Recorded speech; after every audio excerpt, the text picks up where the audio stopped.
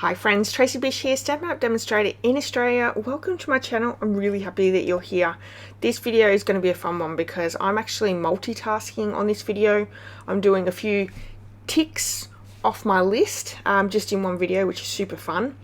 I'm creating two cards for you today. The first one is actually a Tracy Sunday Challenge themed card. So this week's theme is black and white. So we're going to do a black and white card. I'm also going to be sharing with you a new series that I'm starting, which is called Stashbusting cards.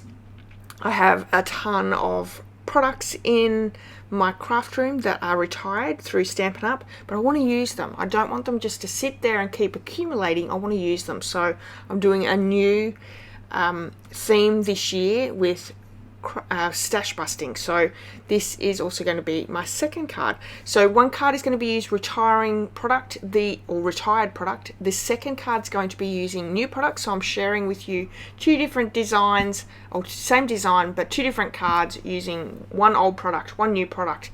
And you know, I'm hoping that this inspires you to get out some of your retired product and really use it. Also, what was the other thing? Oh, it's my dad's birthday coming up at the end of this month. So I actually made him the black and white card for his 75th birthday. And so that was actually another reason for creating these cards as well. So just quickly, I will go through as I'm using the product in each one. But I'm using, for the black and white theme, we have the honeycomb embossing folder. These are all retired. Beautiful balloon stamp set, honeybee bundle, and the perfectly penciled DSP, which works perfectly for my black and white theme. And then for our new products, I'm using the Storybook Moments DSP, which I'm just sharing there too as well. And this is great DSP because it has little cutouts as well. We're using the Greetings for All, the Mix and Match packet, the Forever Plaid 3D embossing folder, and the Timeless Plaid DSP. So let's get on with the black and white themed card.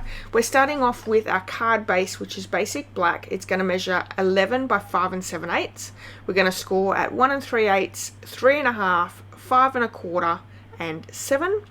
And then you're going to also need, so that larger piece of DSP measures 5 by 2 1/2. You're going to need, actually no, skip that. That larger piece is 3 3/4 by 5 5/8, and then you're going to need 4 panels that are 1 1/2 by 5 5/8. Now in this first card I've used 3 panels of basic white thick and 1 panel of DSP, but in my second card I used 2 panels of DSP, 2 panels of cardstock. And then this other little square piece here is 5 by 2 1/2, scored in half, and then we have 2 pieces, 1 of DSP, 1 of cardstock, and they both measure 2 1/4 by 2 1/4. And we're just going to, you know, use the embellishments to create this card. So I have embossed the 3 little panels with the card in the honeycomb embossing folder. That's a really great one. My dad was a beekeeper. He had bees many years ago, so I wanted to do a bee card for him for his birthday. And I pulled out this old set that, you know, has been around, I would say probably about 10 years. And I thought that that would be a really nice one and works really well with the black and white theme as well. Now I have built up my little bee die cut here. I die cut from 2 basic white thicks and 1 in the basic black, and I'm just layering them together with the liquid glue. So once I have all my layers adhered down to the card, also just want to quickly tell you, when you do your card base, when you're scoring that first score line, which is the 1 3/4, you're going to mountain fold. The next one's going to be valley fold. The next one's going to be mountain fold, and then you're going to have a valley again. So you're just creating that little concertina effect. I will try and make sure that I do put in all the measurements in the description of this video. So yeah, once we've folded and scored our little piece here, that was 5 by 2 1/2, scored at 2 1/2, we're just going to add some tear and tape, and we're going to add that to the front panel, and then that 1 2 3, the 4th panel. So it's easier if you just add one, take all the backings off, close your card up, and then secure it down so it's, you know, it's gonna sit flat and open properly. And then we're just going to finish doing a little bit more embellishment. Now, because I've used the basic black on this card, I did decide to put another piece of basic white to the very back of the card, and I'm just going to quickly tell you the measurements are 3 3/4 by 5 5/8, and we're going to stamp that as well. There's no real room to do too much inside the card. You can probably add a little panel to the right hand side where the DSP is and write on it, but you're going to see that writing, and that's something that I really don't like. So by adding the little basic white cardstock on the back, you're going to get plenty of area to pop on all your writing. So hopefully, you know, if you haven't joined in with Tracy's Sunday challenges before, every Sunday I do post a theme, and you've got the whole week to create a card or a project using that theme and to share it with us. It's, you know, sharing creativity is, you know, really special, and I think it's a great way of, you know, inspiring others to get crafting, and it's super fun as well. You know, people are going to leave comments and all that as well. Now, one thing I am going to stamp here with that, what is it, what am I using, the Beautiful Balloon stamp set. I probably should have stamped it, and that's something that you need to do, is stamp your other side before adhering it in. It just makes it easier. Learn from my mistakes. But yeah, I've used the happy birthday sentiment from that, and we're just going to stamp that back piece as well. Yeah, so head over to my business Facebook page, that you'll see the challenge post there, and then just in the comment section pop in your photo of your challenge card there as well. And everyone is welcome. You know, if you don't have Stampin' Up products, it doesn't matter.